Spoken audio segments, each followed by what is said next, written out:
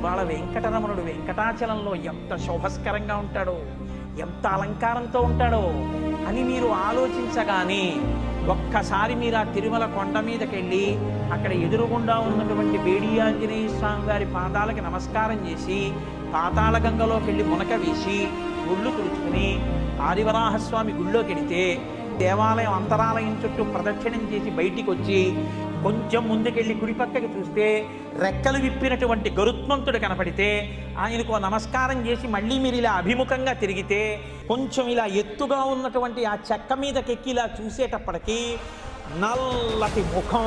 ఇంతంత ఊర్ధపుండ్రాలు, ఇంతంత కపోలాలు, గడ్డం, గంధపు చుక్క, దాని మీద వజ్రవైఢూర్యం ఖచ్చితమైనటువంటి కిరీటం, కుడి చేతిలో చక్రం, ఎడం చేతిలో శంఖం, అక్కడ వరకు కనపడేటప్పటికే ఒళ్ళు మరిచిపోయి గోవిందా గో